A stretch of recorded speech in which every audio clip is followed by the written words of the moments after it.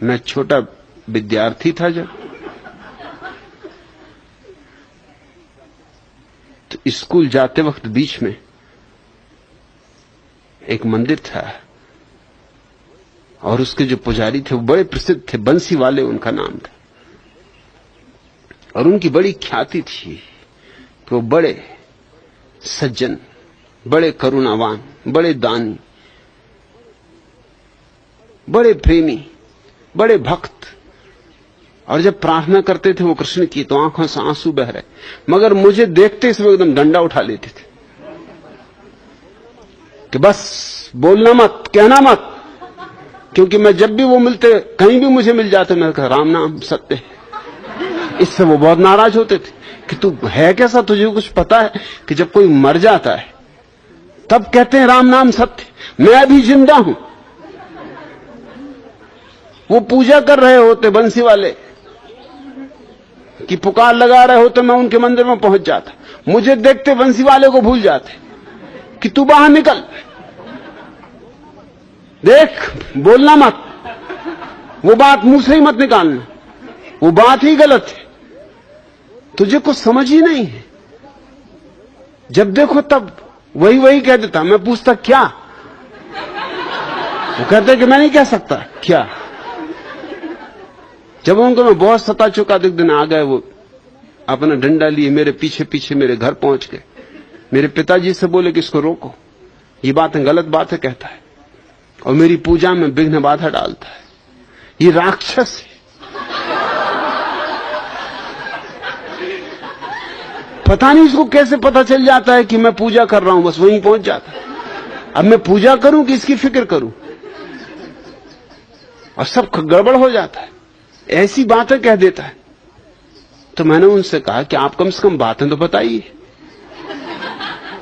कि तू चुप रह, तू बीच में मत बोल। तो मेरे पिताजी ने भी कहा कि ये बात तो तर्कसंगत है कि आखिर उसने कहा क्या, ये तो आप कहिए। कोई गाली दी, कोई बुरे वचन आपसे बोला, कोई आपका अपमान किया, रखा, कुछ भी गाली नहीं दी, कोई बुरा वचन नहीं कहा, मगर ऐसी बात कहता जो बुरे से बुरी।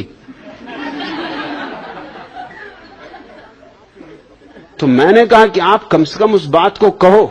चलो मेरे पिताजी के कान में कह दो, अगर मेरे सामने कहने में संकोच लगता, जब मैं तुमसे कहता हूं संकोच नहीं खाता, तो तुम क्या संकोच खा रहे हो, कह दो जी। वो मुझे डांटे कि तू चुप रहे, दो बड़े बुजुर्ग बातें कर रहे हैं तो इस बीच में बोलने की जरूरत नहीं। मैंने कहा बात मेरे संबंध में हो रही और निर्णय मेरे संबंध में होना, इतना मुझे हक होना चाहिए। अगर तुम ना कह सकते हो तो मैं कह दूं कि नहीं, बिल्कुल मुझसे मत बोलना, वो बात कहने की है ही नहीं। जब वो चले गए तब मेरे पिताजी ने मुझसे पूछा कि बात क्या है आखिर। यहाँ आदमी तो सीधे साधे हैं, भोले भाले हैं, और इनकी तो गांव में बड़ी प्रतिष्ठा है, और ये एकदम भन्नाते हैं, तुझे देखते से एकदम इनको रोष चढ़ जाता, डंडा हाथ में पकड़ लेते, कपने लगते। बात क्या है? मैंने कहा कुछ बात नहीं, जो आमतौर से लोग कहते हैं राम नाम सत्य, वही मैं इनसे कहता हूं। मेरा कहना यह है कि मर के किसी से कहने में क्या सार है। अब वो बेचारा सुन ही नहीं रहा, वो तो कभी के मर चुके, वो तो ठंडे हो चुके। अब उनसे तुम कह रहे राम नाम सत्य। अरे जिंदा को याद दिलाओ, मैं इनको याद दिला रहा हूं, बूढ़े हो गए, अब याद आ जाए तो अच्छा है।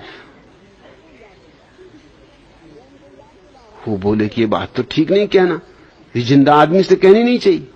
मैंने कहा ये भी अजीब हिसाब है, मुर्दे से कहो कि राम नाम सत्य और जिंदे से कहो मत। सोचने लगे वो, उन्होंने कहा कि बात तेरी ठीक है, तेरी बातें अक्सर ठीक होती,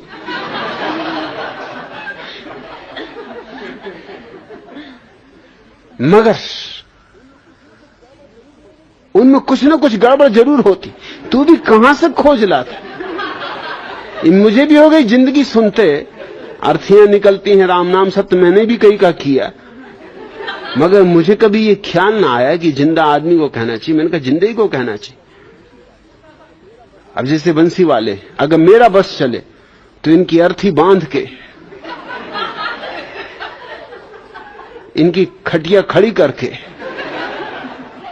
और बाजार में घुमाऊं और राम नाम सत्य का डुंडारा पिटवाऊं तो ये बेचारे सुने, इनको कुछ अकल आए, नहीं तो बांसुरी वाले की बस पूजा ही करते रहे। और क्या ये पूजा सच हो सकती है जिसमें राम नाम सत्य है? इसमें कोई खराब बात तो है ही नहीं, राम का नाम सत्य है, इसमें कौन सी खराब बात है? इसमें क्या इनको अड़चन है? मगर मौत की घबराहट। लोग मरने के बाद सुनना चाहते राम नाम सत्य, पहले मत कहना। पहले तो उनको उलझे रहने दो उनके मन के जालों में। सन्यास को टाले जाते, धर्म को टाले जाते, सत्य को टाले जाते, राम को टाले जाते, सरकाए जाते हैं आगे और आगे और आगे। सरकाते सरकाते ही कब्र में गिर जाते। एक पैर कब्र में पड़ जाता तब भी अभी आशा संसार में ही लगी रहती, अभी मन दौड़ता ही रहता है।